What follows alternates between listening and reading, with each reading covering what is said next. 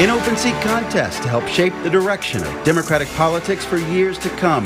Three heavyweights do battle, sharpening their attacks, while a dark money super PAC enters the picture down the home stretch. Tonight, the U.S. Senate primary in Illinois. We get to the point. From Chicago's very own, with WGN political editor Taman Bradley, this is The Point. Good evening. It's Illinois' most competitive Democratic primary in a decade. A seat in the U.S. Senate open for the first time in more than 30 years. There are three top candidates hoping to take retiring Senator Dick Durbin's position. There are also 7 additional Democrats on the ballot. Most are first-time candidates looking to make a splash statewide. But with little money in the bank and few connections to establishment Democrats, none of the 7 has been able to hit more than 2% in the polls. Raja Krishnamoorthi has long positioned himself as a frontrunner in this contest. He's been in Congress for the last 9 years, representing part of Chicago's west and northwest suburbs. Krishnamoorthi raised around $19 million before even announcing his Senate campaign. That move allowed him to blanket airways and social media starting last summer. I think we only have 2 choices. We can either roll over or we can fight. And I say we have to fight. We have to fight in the courts. We have to fight in the press. We have to fight in the court of public opinion, in the halls of Congress, and yes, the United States Senate. But we should never, ever, ever surrender our values. And that means freedom, equality, and prosperity, the opportunity for prosperity for everyone, regardless of the color of your skin, regardless of how you pray, whom you love, or the number of letters in your name. There are 29 in mine. Juliana Stratton hit the campaign trail just 24 hours after Senator Durbin said he wouldn't run for a 6th term. Stratton has served as J.B. Pritzker's lieutenant governor since 2019. Before that, she was a member of the Illinois House for just 2 years. Polls, including our own with Emerson College last month, have shown Stratton in a distant second place behind Krishnamoorthi. But Stratton's got the backing of top party leaders like Senator Tammy Duckworth and Governor Pritzker.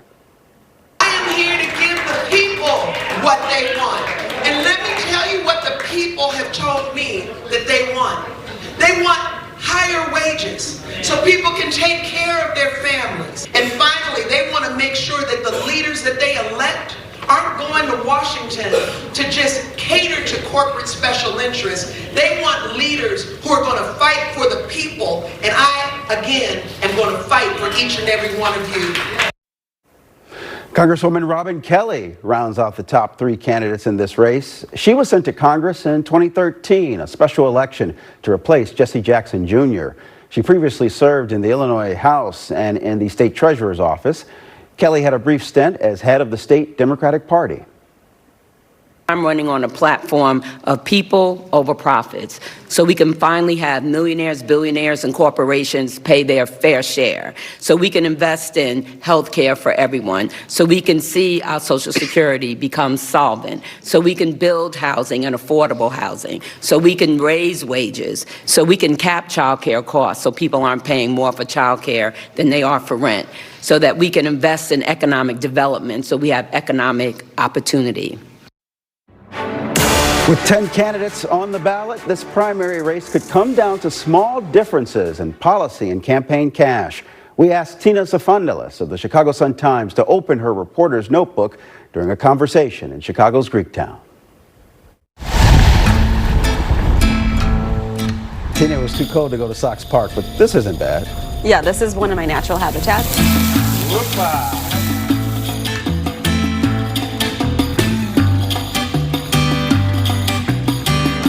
Greek Islands is where we found Chicago Sun-Times national political reporter Tina Safandalis after she wrapped up an interview with one of the top Democrats running for U.S. Senate. The seat is a big prize. The contest, endlessly fascinating. Stratton came out swinging during the first debate, the one that you moderated. In the second debate, she seemed to pull her punches. What is her strategy with polls showing her trailing Krishnamoorthi? I think she has nothing to lose because polls have shown her trailing by so much that I think she can go as far left as she wants and she can do different performances in different debates. I want to abolish ICE. It's hard to talk about standing up to ICE when you've received funding from some of the same technology companies that are helping them carry out their terror. All right. Thank you. Thank you very much. Stratton has been elected to statewide office twice. Why didn't she start this contest as the front runner? I think money. I know it sucks to say that, but Raja has so much money. We talked about how prolific he is in fundraising, how easy it is for him to fundraise. So just call people that he knows and ask him. It's a big part of his life. And if you're a member of Congress, you're doing that every year because your term is so short. So I think he just established this really good system, and the money did make a difference because he's been up since last summer. I'm running for the United States Senate to restore. My mother tells me, she recites his commercials to me. She says, you know, how that he's from Peoria and he's on food stamps and that there's 29 letters in his last name. She sees it on her, she's a YouTube person, she sees it every day. So all of that strategy of like blanketing the airwaves, digital TV, everything for months, I think is helping him a lot. We moved to Peoria and we moved to the middle class. And every night at the dinner table, my father would say, think of the greatness of this country, and whatever the two of you do, my brother and me, make sure it's there for the next families who need it. Robin Kelly routinely points to committees, subcommittees, studies she's done. Does that make her stand out? I do. I think it's experience. You know, like she's conversational, she's easy to listen to. I'm a dedicated public servant. I've been in Congress 12 and a half years, and I'm running for U.S. Senate to make your life better and more affordable. She's not kind of pointing too many fingers at her competitors, so I think that might resonate to some people who want kind of like a calm candidate to support. So I think she has that. Kelly and Governor Pritzker had a dust-up over control of the state party. How badly does she want to beat his lieutenant governor? I don't know how much of a factor that is. I feel like she's not as petty as that. I feel like I think this is kind of an end of career goal for her. Is the governor all in for Stratton? Reporter to reporter, we have been talking about this for months, right? Like, what's Governor Pritzker going to do to support her? He did endorse her immediately. He has appeared with her, but he's just a billionaire governor who self-funds, so you assume that if he really wanted to help someone, we would know about it. Our thanks to Tina. We learned over the weekend that Governor Pritzker dished out $5 million to a pro-Stratton super PAC. Also, the governor's cousin, Jennifer Pritzker, gave more than $1 million to the group. On the Republican side, there are 6 candidates vying for their party's nomination. The Democratic candidates for U.S. Senate will go head-to-head again later this month in a debate right here at WGN. We hope you'll join us Thursday, February 19th at 7 p.m. Up next, following the money in the top congressional contests across Chicago, we're back in 60 seconds.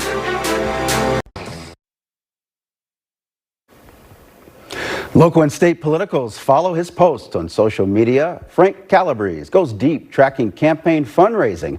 New reports are out, and Frank told us what stands out to him. We begin with a race to replace retiring Congresswoman Jan Schakowsky in the 9th Congressional District primary. Several Democrats have more than $500,000 in the bank, some more than $1 million. 5 more candidates are also on the ballot. So you have Dan Biss, the mayor of Evanston. He's been an elected official for a very long time. He's well known. He's up in the polls. You also have Kat. She's an influencer, and she's very popular with the young people. About a third to 40% of the district voting is going to be the north side of Chicago, which, as you know, it's a lot of young people, a lot of single people. She's going to connect really well with them, and so she's a big contender. She's also up in the polls.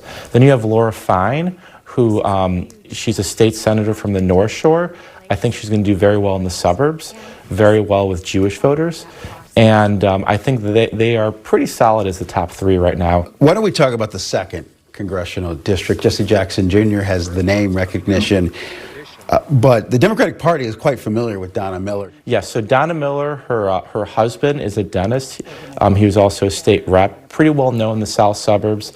And they were able to raise a lot of money. And again, they're very connected to the party. They have about $1 million on hand, and they're on TV. They're the only ones on TV in that district. And that district goes from all the way to 43rd Street to Champaign County, Illinois, and Danville, Illinois. It's a massive district. So being on TV matters.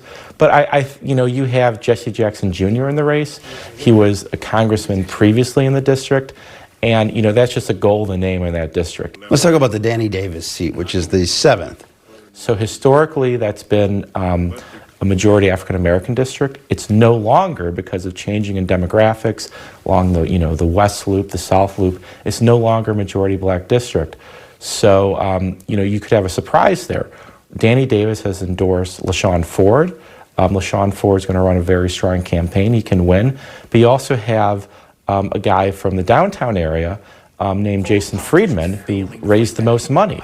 And I think Jason Friedman is a real contender. The teachers union gave a $73,000 donation to Melissa Conyers-Ervin for her committeeman race. And again, a committeeman, that's an unpaid position. It deals with like internal affairs of the state party. So I don't think the teachers union doesn't care that much about this unpaid position. They're boosting her for her congressional race essentially through this loophole. Finally tonight, a tip of the hat to the Chicago Reader. The longtime alt weekly paper will become a monthly publication under new owners this month. With the change, they'll also go back to a for-profit model. The first copies of the newly revamped Reader hit the streets on Wednesday, and we wish them all the success in the world. That is The Point. I'm Taman Bradley. There's more news coming up tonight at 9 o'clock, but first on the free WGN Plus app, The Forecasters. Good night.